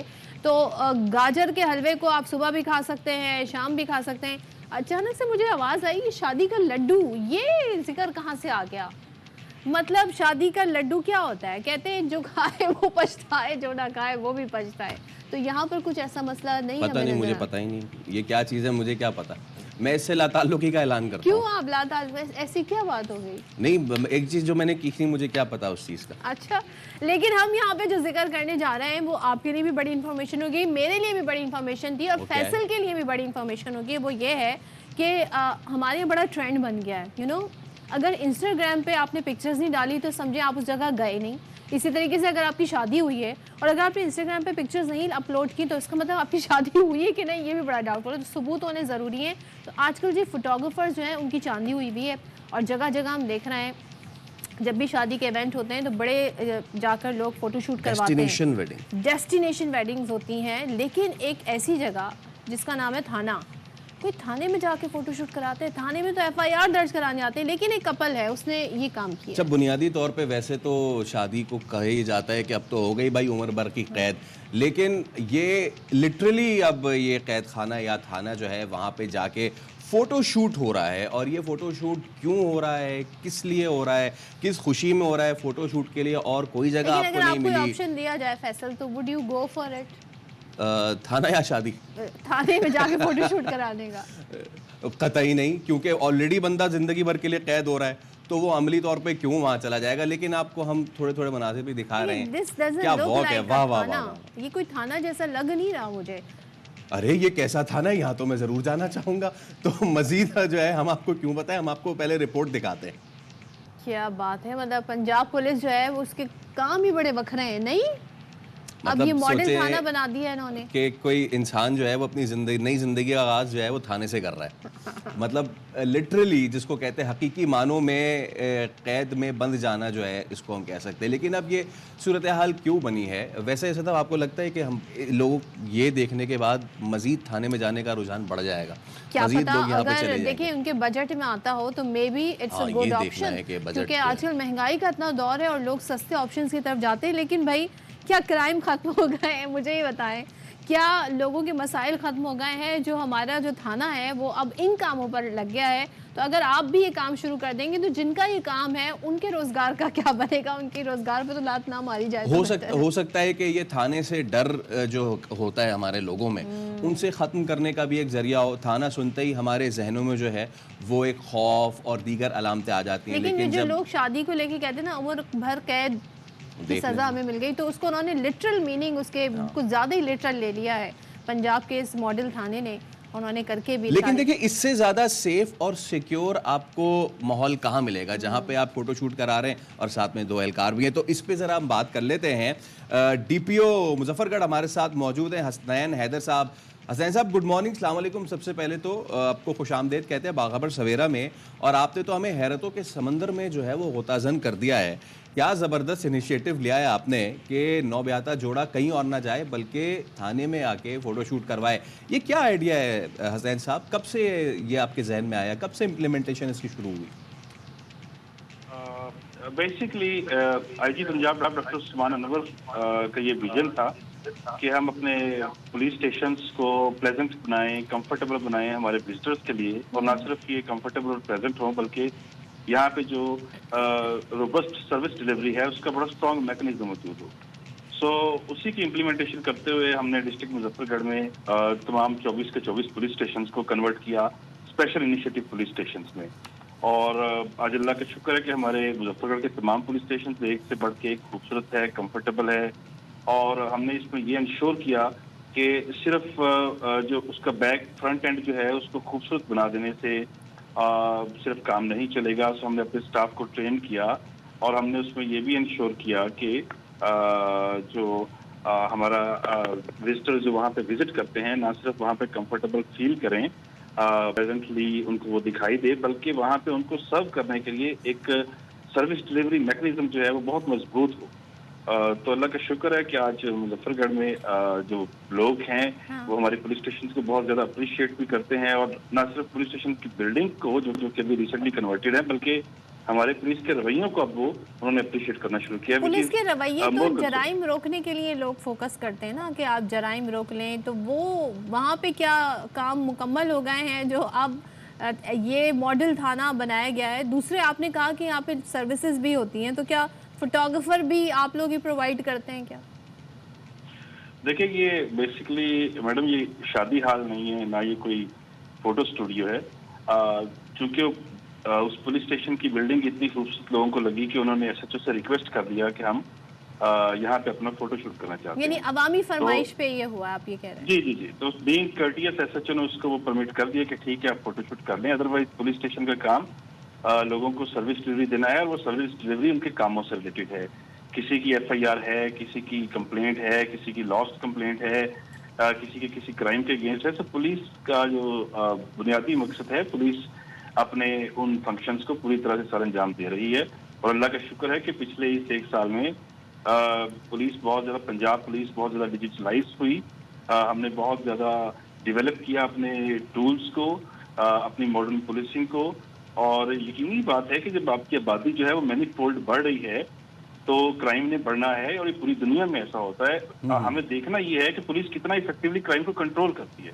تو اگر آپ پورے سال کے اسٹیٹسٹکس دیکھیں تو پولیس نے کرائم کو بڑا افیکٹولی رسپونڈ کیا پنجاب۔ اچھا ایک چیز ضرور بتائیے گا کہ جب بھی پولیس یا تھانے کا نام آتا ہے لوگوں کے ذہن میں تو you know it better as well کہ لوگ جو ہے ایک ڈسٹینس جو ہے محسوس کرتے ہیں، ایک ڈر محسوس کرتے ہیں، لیکن صرف یہ اقدام نہیں، یہ فوٹو شوٹ والا اقدام نہیں، لیکن اس جیسے مزید ایسے کون سے سافٹ ویئر امیجز والے اقدامات ہیں جو آپ سمجھتے ہیں کہ پولیس کو کرنی چاہیے تاکہ پولیس اور عوام میں جو دوری ہے وہ تھوڑی ختم ہو سکے؟ دیکھیں میں سمجھتا ہوں آپ نے بڑا you have rightly pointed out کہ بہت ضروری ہے کہ پولیس اور پبلک میں جو ایک گیپ ہے اس وقت کسی حد تک ایکچوئل بھی ہے اور بہت حد تک وہ ایک پرسیپشن بھی ہے، بلکہ میں سمجھتا ہوں کہ some times police is victim of that bad perception.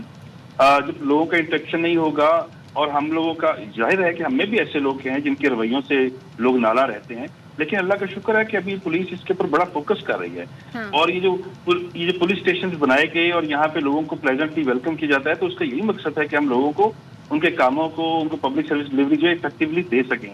ہاں इसी तरह से इस साल में तहफ़्फ़ुज़ मरकज़ बनाए गए। अब मैं समझता हूँ कि जेंडर्स की वेलफेयर से रिलेटेड काम जो था वो और ज़्यादा महकमे हैं और ज़्यादा ऐसी NGOs हैं जिनको करना चाहिए, लेकिन पुलिस ने पहला स्टेप लिया, हमने तहफ़्फ़ुज़ मरकज़ बना दिया। अच्छा। आज मैं बड़ा पुरजोर इसरार के साथ ये क्लेम करूंगा कि जब से हमने तहफ़्फ़ुज़ मरकज़ बनाया है, हम अपने ट्रांसजेंडर्स के लिए हमने यहाँ पे शेल्टर होम बनाया है, हमने यहाँ पे जो हमारे खाना बदोश हैं उनके बच्चों के लिए झोंपड़ी स्कूल बनाया है। तो आपको मुजफ्फरगढ़ शहर की सड़कों पे कोई भी ट्रांसजेंडर, मैं बड़ा 100% क्लेम कर रहा हूँ, कोई भी ट्रांसजेंडर भीख मांगता हुआ दिखाई नहीं देगा, क्योंकि हमने उनके लिए एक शेल्टर होम बना दिया, उनको वहाँ पे फ्री ऑफ कॉस्ट हमने अकोमोडेशन। ठीक है, thank you so much Saeed Hasnain साहब गुफ्तगू कर रहे हैं। जी ये आपने मुजफ्फरगढ़ में देखा, जाएं जिनको जाकर फोटो शूट करानी है वहाँ पे करा सकते हैं। और कहते हैं जी अवामी फरमाइश पे हमने ये काम किया है। अच्छा, क्योंकि लोगों को बिल्डिंग बहुत पसंद आ गई। मुजफ्फरगढ़ क्योंकि साउथ पंजाब में है और साउथ पंजाब की जो सराइकी ज़बान है ना वो बड़ी मीठी होसी, सराइकी बोली मीठी बोली होसी। और नेक्स्ट खबर मैं करेसा, अगर आप ये समझ रही हैं कि अचानक से मैंने ये मूड क्यों चेंज कर लिया है, तो ये सिर्फ मैंने चेंज नहीं किया है, बल्कि ये एरन हॉलैंड ने ये मूड चेंज किया है। इन्होंने, जो हमारी PSL प्रेजेंटर हैं, वो आई और वो आने के बाद मैच के दौरान उन्होंने सराइकी आवाम को सराइकी में जवाब दिया और उन्होंने कहा, हेलो मुल्तान, मैं आ गई हाँ, मीकू बुल्तान बहुत सोना लगता है। क्या बात है जी एरन की। और उन्होंने ना सिर्फ बल्कि अक्सर बेशतर उन्हें उर्दू बोलते हुए भी सुनते हैं, लेकिन आज तो जी उन्होंने सराइकी भी बोल ली और बड़ा ज़बरदस्त खूबसूरत मैसेज उन्होंने दिया है। तो अच्छा, मैंने देखा है काफ़ी इंजॉय भी करती हैं, यहाँ की जो रिवायात है, जो कल्चर है, उसको भी अडॉप्ट करने की कोशिश करती हैं। अक्सर बेशतर जो हमारा जो कौमी लिबास है उसमें भी मैंने इन्हें देखा है। सो दैट्स रिकमेंडेबल, बहुत ज़बरदस्त जी। और क्या बात है एरन, तो एरन हॉलैंड ने कहा ना मेरे को मुल्तान सोना लगदा, तो एरन हॉलैंड के लिए पैगाम है कि सानू भी तुसी बड़े सोने लगदे। आगे चलते हैं, चलें अब यहाँ से ज़रा अब सराइकी से निकलते हैं। अब आते हैं हम आपको एक ऐसी डेवलपमेंट की तरफ जो कि ज़ाहिर स्टोरी है, केस है 190 मिलियन वाला। तो इस्लामाबाद की एहतसाब अदालत में 190 मिलियन पाउंड रेफरेंस समात के बगैर कार्रवाई के 23 फरवरी तक ये समात मुलतवी कर दी गई है। और बानी PTI और बुशरा बीबी पर फर्द जुर्म की कार्रवाई एक बार फिर मौखर कर दी गई है। सो अदालत ने आज अडियाला जेल में समात करना थी, जबकि नए जो तैनात जज हैं नासिर जावेद राना, उन्होंने ताहाल चार्ज नहीं लिया है। गुज़िश्ता समातों पर जज मोहम्मद बशीर की अदम दस्तियाबी से समात बगैर कार्रवाई के मुलतवी होती रही। एक और डेवलपमेंट आपसे शेयर करें। सिंध हाई कोर्ट में कराची के इलाके आरामबाग से गुमशुदा शहरी के बादियाबे से मुतालिक दरख्वास्त पर हुई समात, और इस पे हम बात कर लेते हैं। असगर उमर हमारे साथ मौजूद हैं। असगर, जरा बताइए क्या कुछ हुआ समात में? शहरी लापता है। आज उस सिलसिले में अदालत ने DIG साउथ को तलब किया था, क्योंकि इससे पहले के जो अफरान थे वो अदालत को मुतमईन नहीं कर पा रहे थे कि इस शहरी की बादियाबी में क्या मुश्किलात हैं। तो आज शहरी की बादियाबी के सिलसिले में जब DIG साउथ मोहम्मद असद और SSP और दीगर अफरान पेश हुए तो जस्टिस नेमतुल्लाह फलपुर ने उनसे इस्तफसार किया कि शहरी को ले जाने वाले पुलिस अफसरान की शनाख्त अभी तक क्यों नहीं हुई, जिस पर DIG का कहना था कि उनकी हम कोशिश कर रहे हैं और हमने ये रिकॉर्ड चूँकि नादरों को भेजा है इसलिए इसमें कुछ आने में वक्त लगेगा। इस पर अदालत ने बरहमी का इजहार करते हुए कहा कि जब आपको तस्वीर मुहैया कर दी गई हैं और इतने दिन हो गए इसके बावजूद आपने ये कार्रवाई नहीं की है, क्योंकि तस्वीर में वो उनकी शक्लें साफ नजर आ रही हैं जो पुलिस एहलकार शहरी को लेकर गए हैं। ताहम DIG की रिक्वेस्ट पर एक हफ्ते के लिए समात मुलतवी कर दी गई है और उनसे कहा है कि आइंदा समात पर शहरी की बादियाबी किए गए इक़दाम और उन पुलिस एहलकारों के खिलाफ कार्रवाई से अदालत को। बहुत शुक्रिया असगर, आप इस हवाले से मैं भेज कर रहे थे। और अब बात हो जाए आपकी सेहत से मुतालिक। पिछले दिनों फैसल आपको याद होगा काफ़ी ज़्यादा मेरा गला भी ख़राब था, नज़ला ज़ुकाम भी था। अच्छा, ये आप उमूमन फ्लू जो होता है ना उसको हम ये समझते हैं जी ये तो होता ही रहता है, टैबलेट खा लेते हैं, I don't want to take the name of the tablet, लेकिन बहुत कॉमन है वो, हम वो खा लेते हैं। लेकिन अब ये पता चल रहा है कि कराची में जो गर्द आलूद हवाएं चलती हैं जो कि कभी भी शुरू हो जाती हैं, उसकी वजह से यहाँ पर एक नए वायरस की एंट्री हो गई है और उसकी वजह से क्या हो रहा है, लोगों की तबीयत ख़राब हो रही है। मौसम की तब्दीली के साथ साथ ये वायरस, इसका ख़तरा बढ़ रहा है और जो इसकी अलामात बताई जा रही हैं जो बड़ी कॉमन है, जिसकी वजह से लोगों को थोड़ा सा लोग मिसलीड हो जाते हैं, वो अमूमन नज़ला, खांसी, ज़ुकाम اور بخار کی کیفیت ہوتی ہے، اور خاص طور پر جو بزرگ افراد ہیں جن کی امیونٹی کم ہوتی ہے یا ایسے افراد جن کو کسی قسم کا مرض لاحق ہے، وہ اس پر کافی احتیاط کریں۔ اچھا، نام جو ہے اس وائرس کا وہ رکھا ہے ایڈینو وائرس، اور اب سچویشن کیا بن رہی ہے پورے شہر میں؟ ویسے تو بہت سارے لوگ شکایت یہ کر رہے تھے کہ یہ کیا موسمی ہے یا پھر دیگر چیزیں، لیکن اب یہ چیز کلیئر ہو رہی ہے کہ یہ جناب عالی ہے وائرس۔ تو اس پہ ہم مزید بات کرتے ہیں، ہمارے نمائندے انور خان ہمارے ساتھ موجود ہیں۔ انور، بتائیے ذرا کہ یہ وائرس جو آج کل کراچی میں پھیل رہا ہے، کیا اس کی وجوہات ہیں؟ جی دیکھیں، موسم کی تبدیلی کے باعث یہ وائرس جو ہے وہ بڑی تیزی سے پھیل رہا ہے۔ ایڈینو وائرس اس کا نام دیا گیا ہے، اور جناح پوسٹ گریجویٹ میڈیکل سینٹر کے جو رجسٹرار ہیں ڈاکٹر حلال شیخ، ان کے مطابق اس کے اندر نزلہ، زکام، کھانسی اور بخار کی علامات جو ہے واضح ہوتی ہیں، تاہم اس کے اندر خاصی بڑی تعداد کے اندر کیسز جو ہے وہ رپورٹ ہونے کا سلسلہ بدستور جاری ہے۔ ماہرین صحت نے شہریوں کو جو ہدایت دی ہے، جو مشورہ دیا ہے کہ لوگ پہلے ہی مرحلے کے اندر از خود اینٹی بایوٹک کا استعمال کر لیتے ہیں، جو کہ انتہائی خطرناک ثابت ہو سکتا ہے۔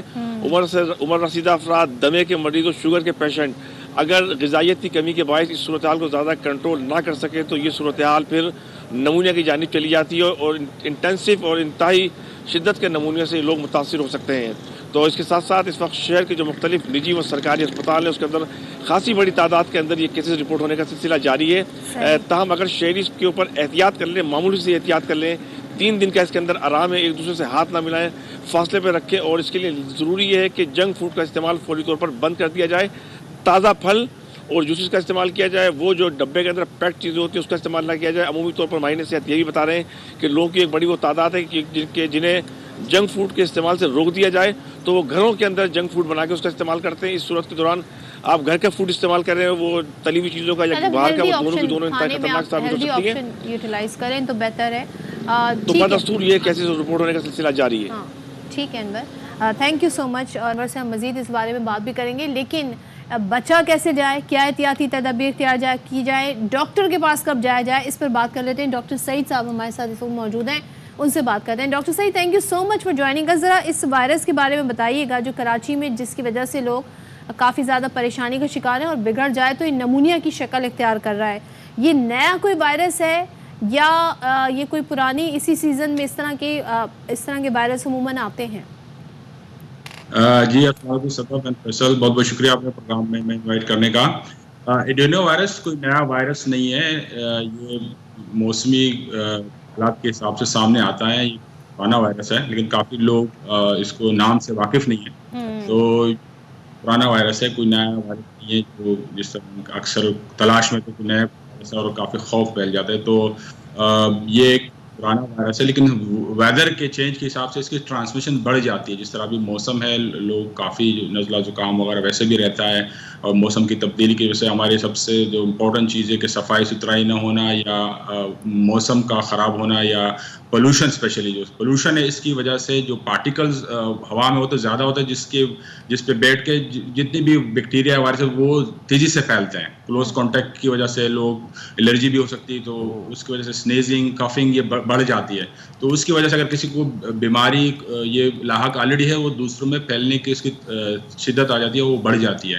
تو یہ ایک پرانا وائرس ہے، ڈی این اے وائرس ہے، اور یہ سمٹم عام کاز کر سکتا ہے، جس میں نزلہ زکام، بخار ہے، کچھ لوگوں میں یہ پیٹ کی بیماری بھی کاز کر سکتا ہے، گیسٹرائٹس بھی کاز کر سکتا ہے، تو بہت جان لیوا بیماری یہ نہیں ہے، لیکن کافی تنگ کرنے والی بیماری اس طرح ہے کہ کافی لوگ بیمار رہتے ہیں، اور انفارچونیٹلی ہم کووڈ میں کافی ایس او پیز سیکھ چکے تھے، لیکن اس کے بعد لوگوں نے وہ ایس او پیز بلا دی۔ سیم ایس او پیز اگر ہم امپلیمنٹ کریں کہ جب بھی ماسک کا استعمال کریں، جب بیمار ہو تو ہم آفس اننیسیسری نہ جائیں بغیر ماسک کے، ہاتھ غیر ضروری نہ ملائیں، اپنے جو کنٹمنیٹڈ گلاس وغیرہ ہے وہ دوسرے سے شیئر نہ کریں جب بیمار ہوں، تاکہ بیماری پھیلے نہ۔ ونس صحت مند ہو تو پھر باقی آپ چیزیں کر سکتے ہیں، لیکن جب اس طرح کے سمٹمز ہوں تو وہ سمٹمز بیماری ہوتی ہے، مطلب کوئی بھی بیماری ہو سکتی ہے، کیونکہ ابھی تو کافی لوگ ٹیسٹ نہیں کر رہے ہیں، تو ہمیں ایگزیکٹلی نہیں پتہ چل کہ یہ ایڈینو وائرس ہے، کووڈ ہے یا کوئی فلو ہے، لیکن جب بھی ایسے سمٹمز ہوں تو مریضوں یا جو متاثرہ شخص ہے اس کو اپنی ذمہ داری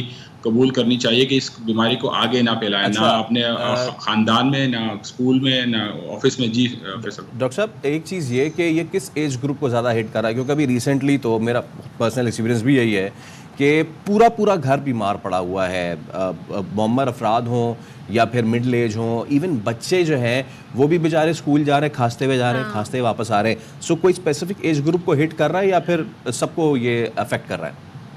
ایڈینو وائرس ایسا یہ تمام ایج گروپ کو افیکٹ کرتا ہے، بچوں سے لے کے بزرگوں تک تمام کو افیکٹ کرتا ہے. اور بچوں میں اور بزرگوں میں اس کی سیویرٹی زیادہ ہوتی ہے کیونکہ امیون سسٹم ویک ہوتا ہے ان کا.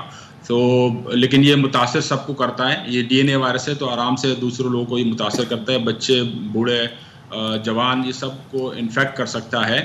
انفارچونیٹلی جو ہمیں ایس او پیز نہیں فالو کرتے، اس کی وجہ سے اس کے نمبر آف جو کیسز وہ بڑھتے چلے جاتے ہیں. لیکن اگر ہم ایس او پیز فالو کریں، صفائی ستھرائی کا خیال رکھیں. ایک چیز بتائیے گا کہ اس کی کوئی ویکسین ہے یا آپ نے شروع میں مینشن کیا کہ لوگ شروع میں ہمارے نمائندے کہہ رہے تھے کہ وہ اینٹی بائیوٹک کھا لیتے ہیں اب خود ہی اپنے طور پہ، تو کیا یہ رائٹ اپروچ ہے یا پھر ڈاکٹر سے ہی ریکمینڈڈ پھر دوائی اس میں استعمال کی جائے؟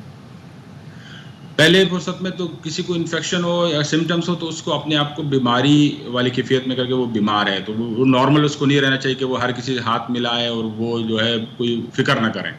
گھبرانا اس کو نہیں چاہیے لیکن اتنی بد احتیاطی بھی نہیں کرنی چاہیے کہ وہ بیماری پھیلتی جائے. دوسرا ہے کہ اس کو ڈاکٹر سے لازمی رجوع کرنا چاہیے، لیکن جب تک وہ ڈاکٹر سے رجوع جب تک نہیں کر پاتا تب تک اس کو احتیاط کرنی چاہیے.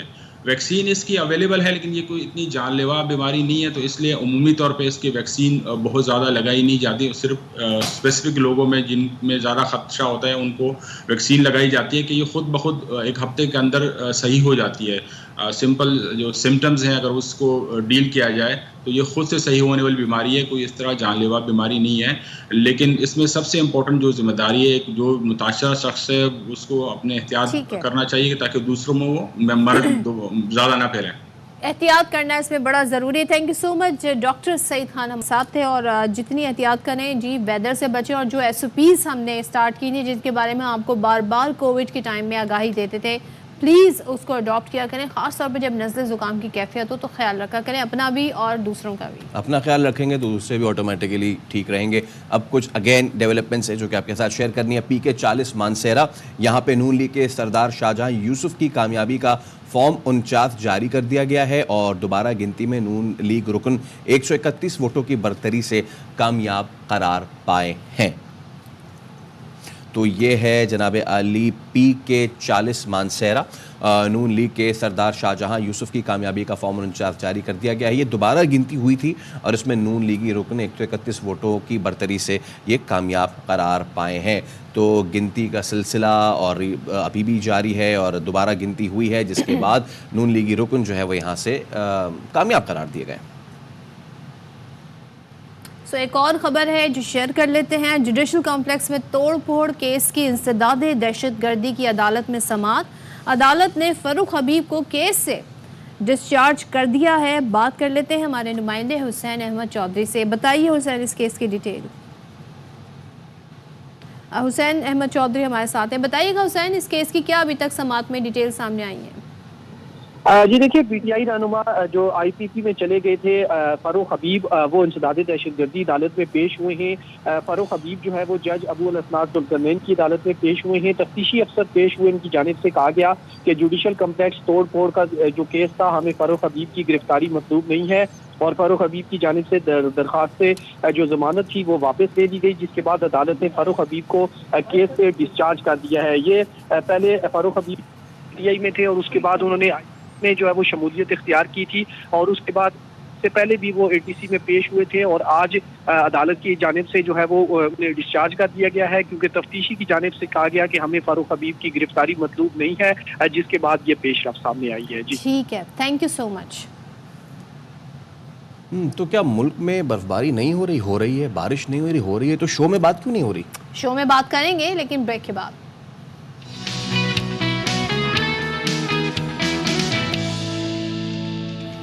آئیے ایک بار پھر آپ کو خوش آمدید کہیں گے، کیونکہ اب جو آپ کو مناظر دکھائیں گے وہ مناظر آپ کو خوش آمدید کہیں گے اپنی طرف، کیونکہ ملک بھر میں برف باری ہو رہی ہے زبردست. ملک بھر میں بارش ہو رہی ہے زبردست.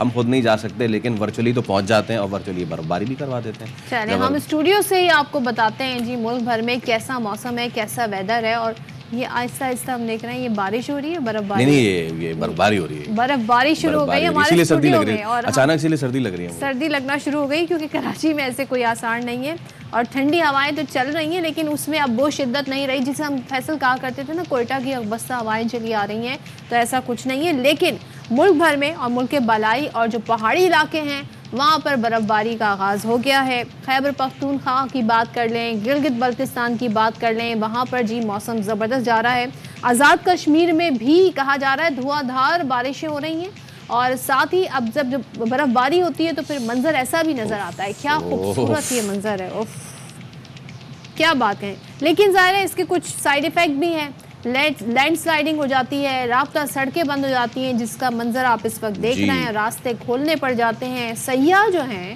وہ ملک کے کونے کونے سے کچھ غیر ملکی بھی آ جاتے ہیں لیکن پھر ان کو ان حالات کا بھی سامنا کرنا پڑتا ہے اب بڑی تعداد میں سیاح پھنس گئے ہیں سوات مانسہرہ ایبٹ آباد دیر بالا ناران کاغان اور شوگران میں جی حد نگاہ آپ یہ دیکھیں برف ہی برف نظر آ رہی ہے ہر طرف سفیدی ہے ویسے اس طرح کے مناظر جب بالکل شام ہونے چلے میں کہہ ہی رہا تھا شام ہونے جا رہی ہوتی تو شام کے مناظر بھی آ گئے بالکل آپ کو لگتا ہے کہ جی آپ جو ہے وہ گیم آف تھرونز کے وہ بیٹل کے مناظر دیکھ رہے ہیں جس میں ہیرو جو ہے وہ بالکل دھند کی شام میں اور وہ تلوار ہاتھ میں لیے اور اسی طرح برف میں وہ کھڑا ہوتا ہے اور اسی طرح وہ گھڑ سواری بھی کر رہا ہوتا ہے جس طرح ہم آپ کو دکھا رہے ہیں کہ کس طریقے سے مطلب کہ آپ کو آگے تو کچھ نظر ہی نہیں آ رہا صرف سامنے برف ہے نیچے درخت جو ہیں ان پہ بھی برف ہے پیچھے پہاڑ ہیں ان پہ بھی برف ہے اور ہم جیسے لوگ جو نہیں جا پا رہے ان کے ارمانوں پہ بھی برف ہے یہ تو ہے لیکن ہم آپ کو جی دکھا سکتے ہیں منظر اپنے کیمرے کی آنکھ سے بھی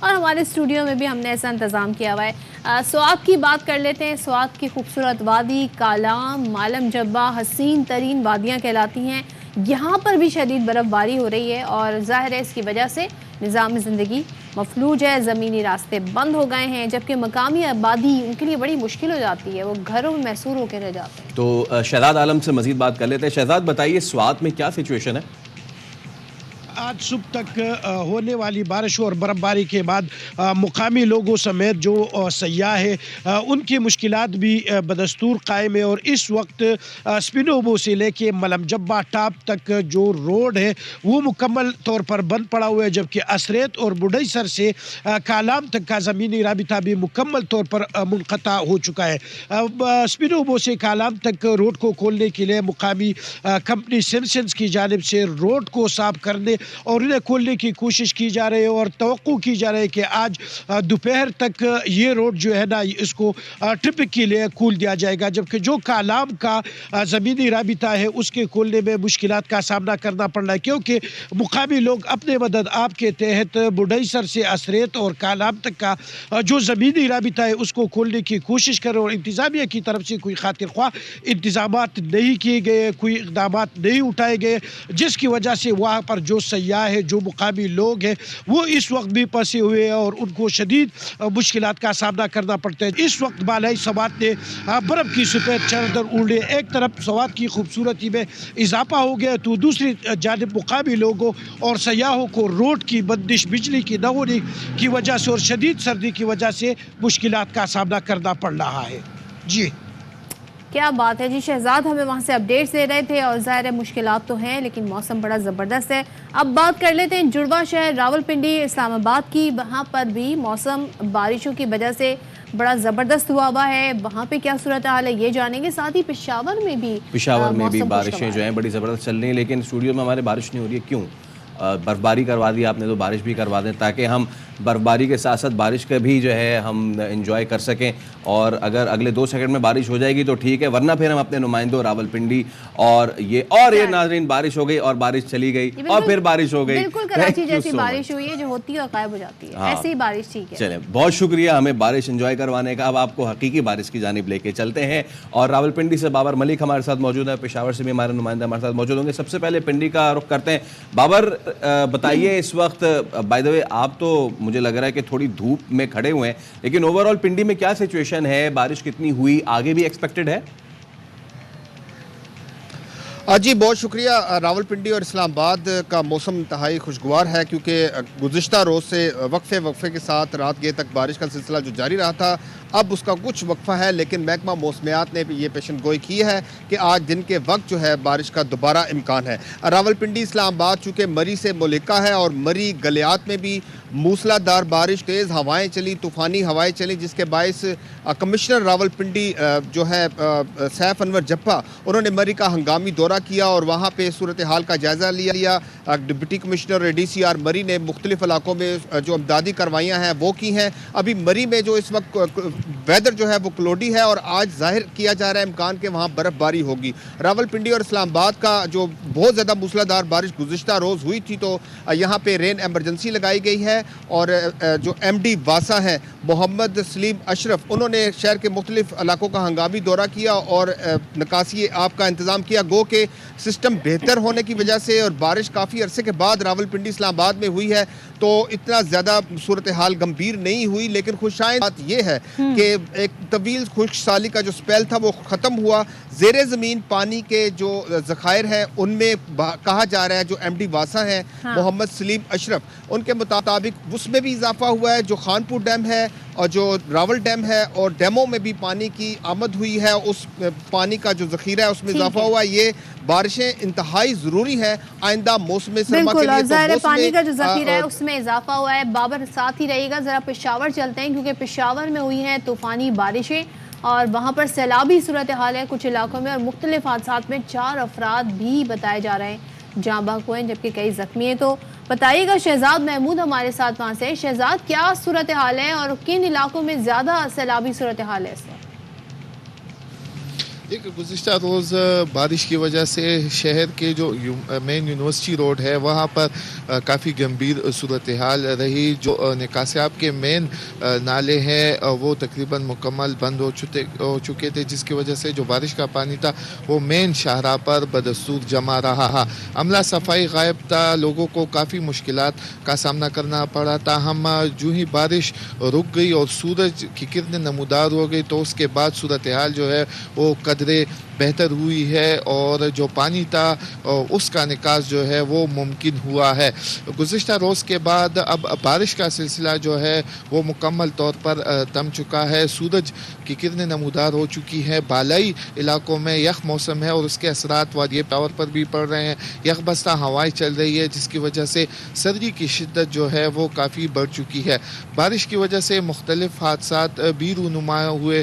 مختلف علاقوں میں چھتیں گری ہیں جس کے نتیجے میں پی ڈی ایم اے کے مطابق مجموعی طور پر 6 افراد ابھی تک جاں بحق ہوئے ہیں جبکہ 16 افراد ان حادثات میں زخمی ہوئے ہیں. خیبر پختونخوا کے بالائی اضلاع کی اگر ہم بات کریں چترال، مانسیرا، ابٹا آباد، سوات، شانگلہ وہاں پر بعض ایک مقامات پر ابھی بھی پہاڑوں پر برف باری کا سلسلہ جاری ہے جس کی وجہ سے مقامی آبادی کو اور سیاحوں کو خاصی مشکلات درپیش ہے. مقامی جو ضلعی انتظامیہ ہے اس کے مطابق بعض ایک مقامات جو روڈز ہیں اس کو بلاک کیا گیا ہے کیونکہ برف باری جو ہے وہ بدستور پڑ رہی ہے اور ایسا نہ ہو کہ سیاح یا مقامی لوگ آگے چلے جائے اور اس طرح خدا نخواستہ کوئی انسانی المیہ رونما ہو. حالیہ بارشوں کے اثرات زرعی ماہرین کے مطابق فصلوں پر نمایاں طور پر بھی پڑ رہے ہیں. گندم کی جو خیبر پختونخوا میں ضلع صوابی اور دیگر اضلاع میں جو تیار فصلیں ہیں اس پر اس کے اثرات جو ہیں وہ بہت ہی زیادہ بہتر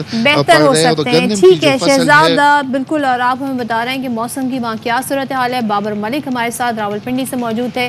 آپ دونوں کا بہت بہت شکریہ. اور جی ملک بھر میں اس وقت جاتی سردی میں موسم اب یہ تیور دکھا رہا ہے. اچھا جیسے شہزاد نے نا ایک بڑی اچھی بات کی تھی کہ ٹورسٹ جاتے ہیں لیکن لیک آف انفارمیشن ہوتی ہے اور وہ جذبات میں بہہ کے جو ہے وہ خوبصورت مقامات کی جانب آگے بڑھنے کی کوشش کرتے ہیں لیکن پھر ان کو کبھی کبھی نقصان اٹھانا پڑتا ہے. حال ہی میں ہم نے ایک ویڈیو بھی دیکھی جس میں بنجوسا جھیل، بڑی خوبصورت جھیل ہے جی، اور سردیوں میں ایسا ہوتا ہے کہ یہ جم جاتی ہے اور جمی ہوئی جھیل کے تو مطلب الگ ہی مناظر ہوتے ہیں لیکن جمی ہوئی جھیل جتنی دل فریب ہے اتنی ہی فریب بھی دیتی ہے کیونکہ آپ کو اندازہ بھی نہیں ہے کہ یہ جھیل کہاں سے کتنی موٹی تھکنس ہے اس کی یا پھر وہ بالکل تھن شیٹ ہے.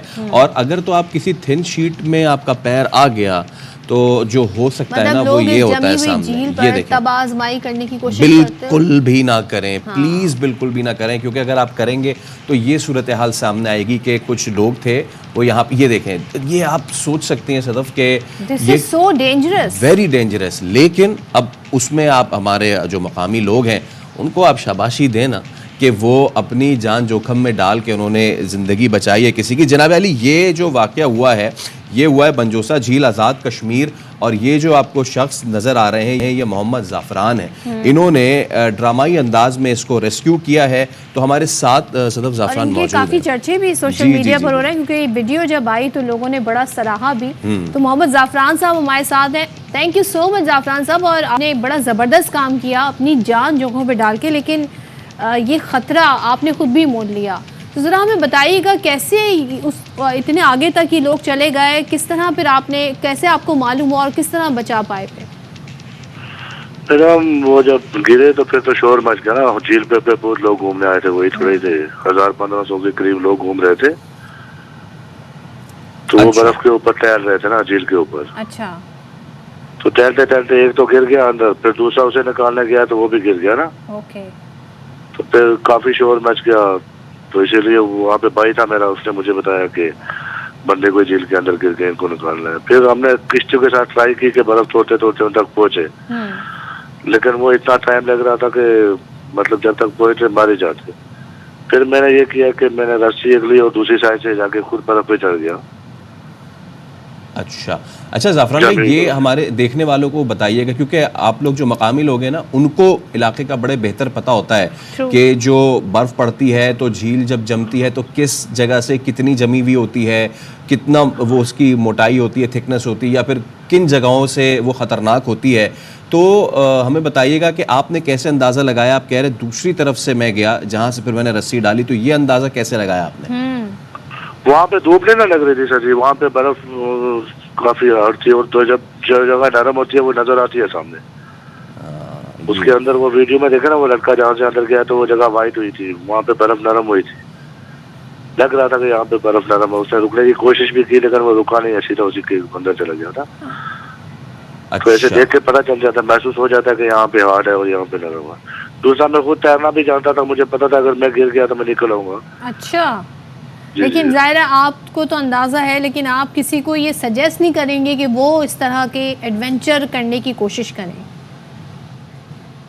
ٹھیک ہے, تھینک یو سو مچ محمد زعفران صاحب, بڑا زبردست آپ نے کام کیا ہے. لیکن آئی تھنک ان کو بھی گورنمنٹ کو, انتظامیہ کی سطح پہ ان کو اپریشیٹ کرنا چاہیے. اگلا تو سوال یہی بنتا تھا کہ یہ جو انتظامیہ بعد میں جو ان کو سراہ رہی تھی, یہ لیک کے دور ارد گرد انتظامیہ کہاں تھی؟ ہمارے پاس ٹورسٹ پولیس یا جو ٹورسٹ گائیڈز ہوتے ہیں ان کا تو کانسیپٹ کتنا ہے وہ ہم سب کو پتہ ہی ہے. لیکن ہمیں ایک اور چیز یہ پتہ ہے کہ ہمیں اب لینی ہے بریک کے اس پر حاضر ہوں گے تو مزید سٹوریز شیئر کریں گے. ہمارے ساتھ رہیے گا.